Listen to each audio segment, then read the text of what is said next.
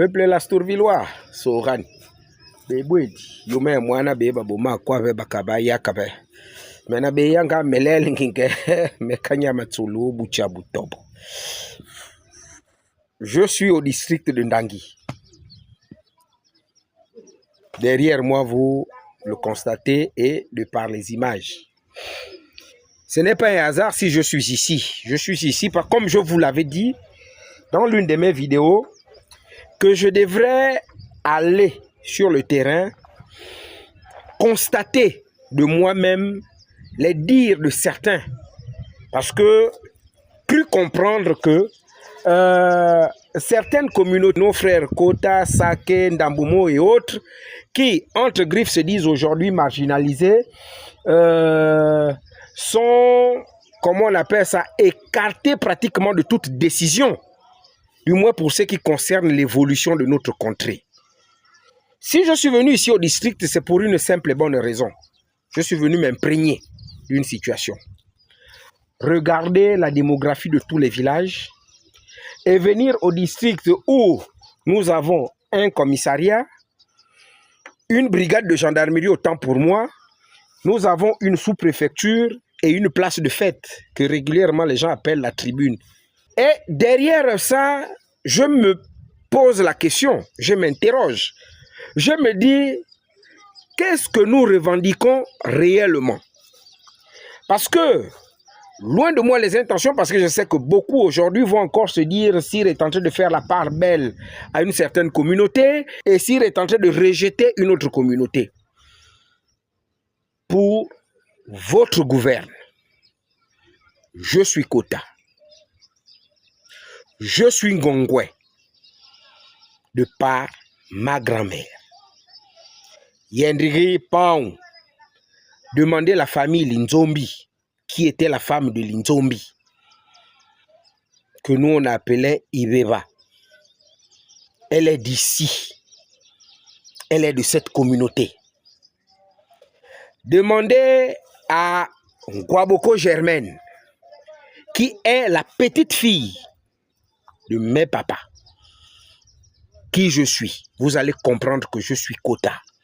Donc, s'il y a une personne qui, logiquement, devrait sérieusement défendre cette communauté, c'est bien moi.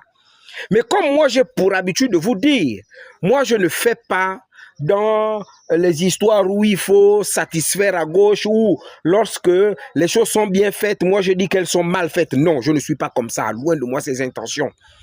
Parce que j'estime que, de par ce que je fais, beaucoup, Dieu merci, ont compris que il faille que l'on essaye de se ranger pour apporter une certaine amélioration dans notre contrée, qui n'est autre que l'Astorville en général.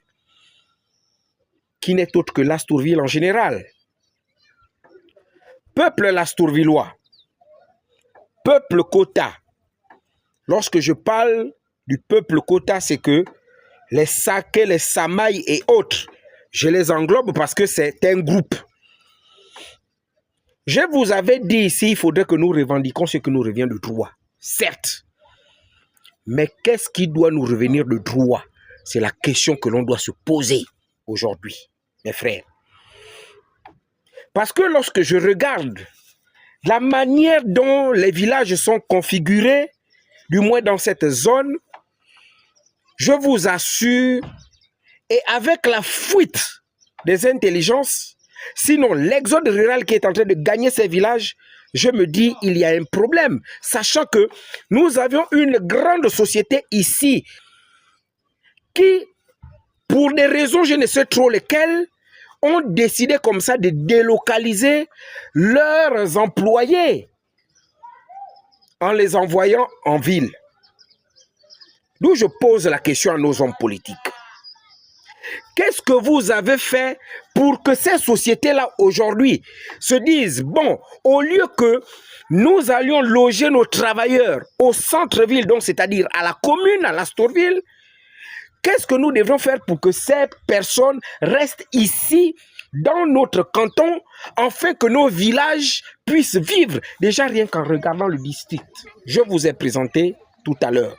Préfecture, brigade, où il y a pratiquement tout. Mais c'est vide. Qu'avez-vous fait? Je suis allé au chantier de Bambidi. Le chantier de Bambidi est en train d'être vidé. Le chantier de Bambidi se vide complètement. Ce personnel, pourquoi vous ne les gardez pas dans ces villages? Pourquoi vous ne les gardez même pas au district pour faire vivre ces villages? Et aujourd'hui, nous parlons de marginalisation, que nous n'avons rien eu, que nous n'avons rien. Mais pour la petite histoire, mes frères, et ça je vous le dis aujourd'hui, mes frères, pour la petite histoire, nous avons eu M. Mounion Sidouane, sénateur, ambassadeur. Nous avons eu M. Koulama Gloire, sénateur, sous-préfet. Nous avons eu Kobi Pauline, député. Nous avons eu Mesme Kondondo, député. Nous avons eu M. Ekozi, député. Nous avons également eu Pedro, je ne connais pas son nom de famille, député. Aujourd'hui, nous avons un fils, Mounion, qui est troisième maire adjoint. Nous avons M. Nzoku, qui est président du conseil départemental. Nous avons eu Mme Ngwaboko Germaine, qui était au conseil départemental, vice-présidente.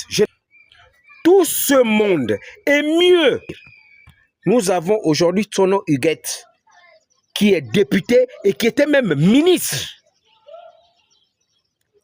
Qu'est-ce qui se passe? Qu'est-ce que nous revendiquons? Pourquoi aujourd'hui nous passons notre temps à nous battre sans que l'on ne reconnaisse que quelque part nous avions eu tout ce dont nous avons eu et que malheureusement nous n'avons pas su bien gérer.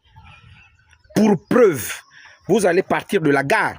Aujourd'hui, les gens sont en train de se battre. Oh oui, la gare est dans la commune. Oh oui, mais moi je vous dis, jusqu'aujourd'hui, le nouveau découpage n'a pas encore été acté. Ce qui veut dire que la gare reste encore dans le district. Sinon, dans le département de la Sur-CB. Vous partez de la gare jusqu'à Logoué 5. Vous n'avez pas la couverture réseau. Vous partez de la gare jusqu'à Logoué 5, vous n'avez pas d'électricité.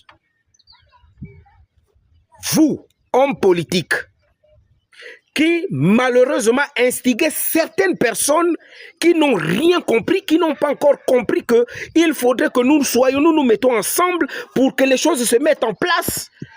Vous, hommes politiques, qu'est-ce que vous avez fait pour que ces zones-là aient au moins le réseau? Vous allez partir de Logoué 5 pour n'avoir le réseau qu'au niveau du district.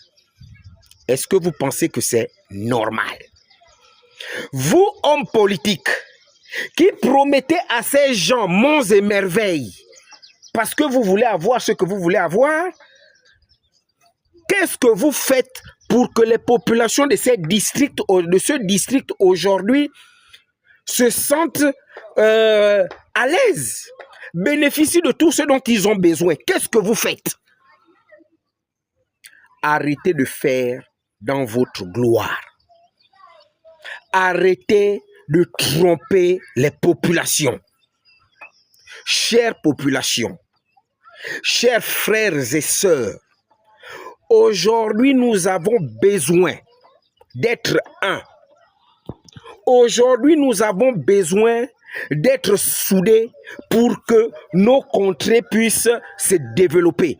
Même si le président aujourd'hui se décide de venir poser des actes dans notre localité, du moins dans notre contrée ou sinon dans notre département, est-ce que vous êtes sûr que ces actes seront, comment on appelle ça, mis en évidence, sachant que nous passons tout notre temps à se battre?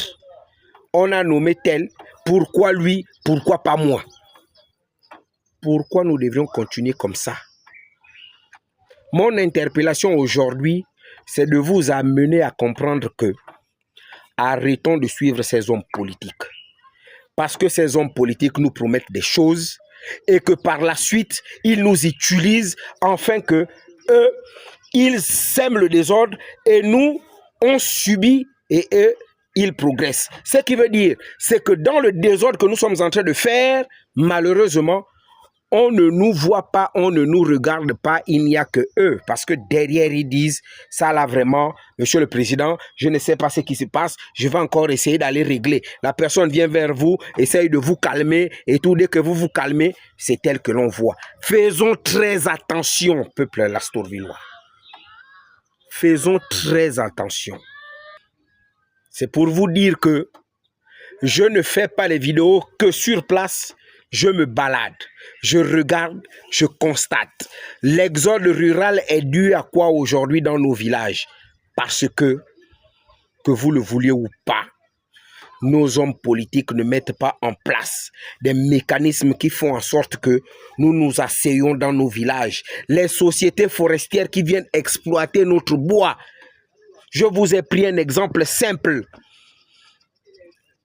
La SEB, aujourd'hui, ici à côté, la SEB a délocalisé tout son personnel pour renvoyer en ville.